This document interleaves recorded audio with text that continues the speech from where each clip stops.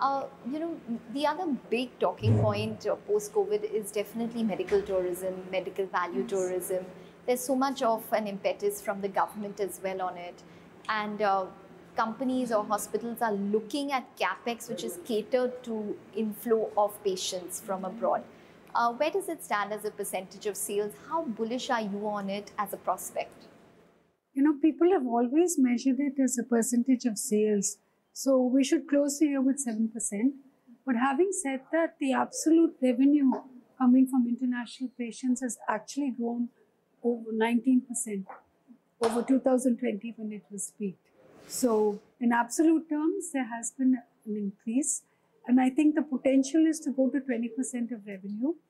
And we believe that, that Apollo will be the biggest player in international patient traffic. And I say this because of our locations.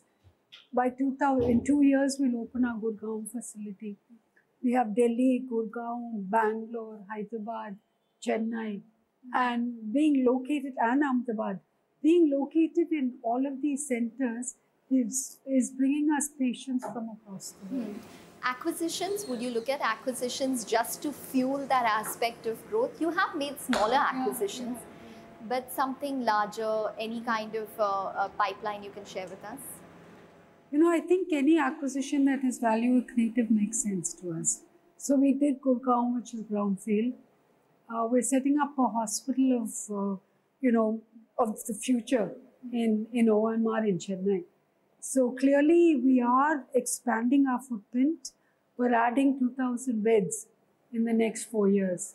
So it is a huge expansion. And acquisitions, if something comes across, something comes our way, of course we'll look at it.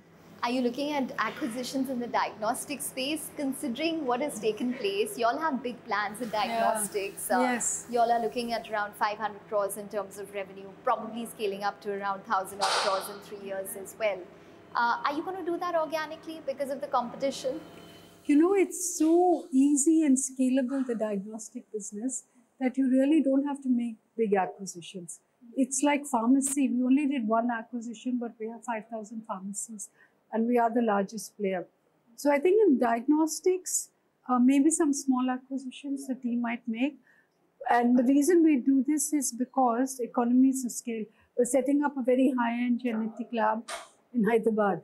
So it won't be the regular tests. We'll do the difficult complex testing, especially for oncology cases, which will mean better margins. But is that the future of diagnostics? Because there's so much competition. If you look at the online aggregators, if you look at hospital labs, standalone labs, 100 rupee tests by an online aggregator, that's how competitive the industry is.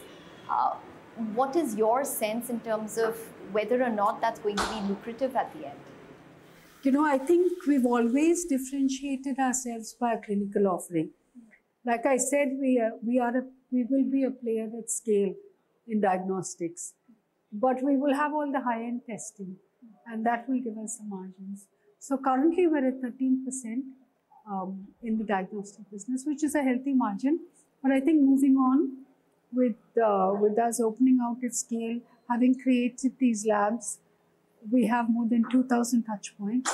So I think 1,000 crores of revenue and a healthy margin is something you would expect to see. And diagnostics is currently housed in Apollo Health and Lifestyle. Yes. You also have Apollo Health Co. What happens on a larger scale in terms of restructuring? Are you probably going to look to hive off a couple of these verticals? So Apollo Health Co will definitely get a capital infusion, but it will always be a significant part of Apollo. We look at the rest of the story as it develops, but I must say that Apollo is more than a holding company, because the diagnostic business is something that has huge growth opportunities, and we will make sure that there will be enough funding available for them to grow that. But right now you must think of Apollo as 3 verticals. One which is primary care, which includes diagnostics, clinics, and 2,000 touch points. The hospitals, of course, where we have about 45 hospitals that generate and about 9,000 operating beds, moving up to 10,000. So the hospital vertical is currently 55% of our revenues and generates very healthy margins. So we will continue growth there. Then there's the pharmacy business, which is at 40% of revenue. And that again, we've just spoken about Apollo HealthCo, the fact that it's the only omni-channel play in the market today. Okay, what does all of this do to your margins? Because healthcare services has been growing. Yes, there has been some brickbat in terms of your new centers. But your overall margins are probably being pulled down by Apollo HealthCo at this point, simply because of the kind of gestation period that it's in. What can you guide us in terms of the consolidated blended margins for the company? So yes, I think if you look at the entire revenue and look at the margin profile, it's still a very healthy margin profile, about 14 to 15%.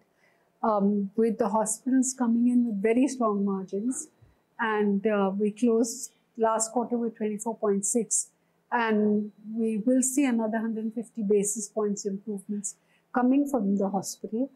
But I want to say that what we've done is to create a network of primary care, secondary care, tertiary care, with pharmacy, and soon with the online consultations. So you must think of us more in terms of how many consumers we reach out to, how many patients we look after. And while that's all about market share, Apollo will have the largest market share in the healthcare space. And margins will come from market share. Okay, eventually. But as of now, you're envisaging putting around 550 to 600 crores in Apollo HealthCo. This year itself, I think you did around 170 crores in terms of operating costs in the previous quarter.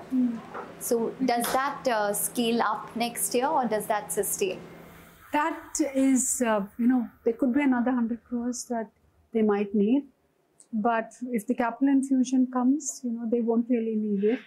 And most of this capital will be deployed for condition management, to onboard condition management, because they do have the pharmacy business is generating over 500 crores of cash, which they will use. Okay.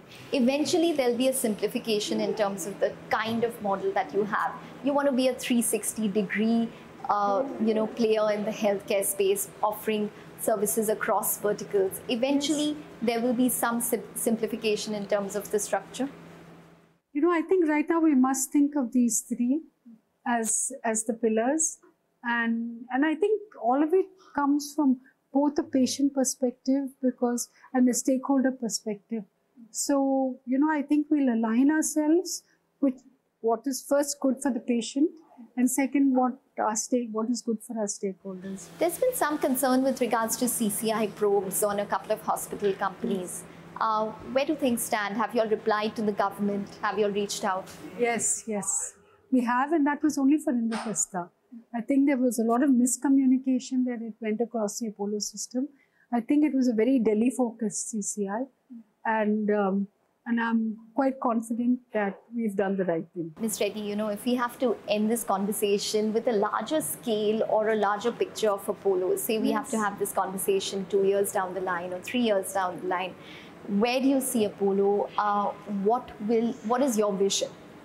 So I think you will see Apollo as a network which has hospitals and, like I said, primary care touch points, as well as a pharmacy. So my vision is that, that for the consumer, we can complete the entire healthcare offering, the 360-degree offering, that we are not transactional, we're proactive, because we also want to look after their health, even in the preventive healthcare space. And I think that the next segment of growth will come from the preventive healthcare space. So watch out for us now. But preventive healthcare, just a quick word on that. How much is it as a percentage of sales currently, and where are you probably targeting the patient or the consumer when it comes to preventive healthcare? By next year, it will be at 500 crores of sales, and currently it is? It's about 300. Okay, and that includes healthcare services across the board, or just? No, it includes the health checkups. Health checkups. So I'm only counting the health checkups. I'm not, I'm not talking about the 100 rupee diagnostic tests. So there's a huge difference in terms of the healthcare system Yes. of India pre and post-COVID. There is. Leave us there with your is. thoughts. No, there is a huge difference, and the important thing is that people have become conscious of their health. Second, the penetration of insurance has been tremendous.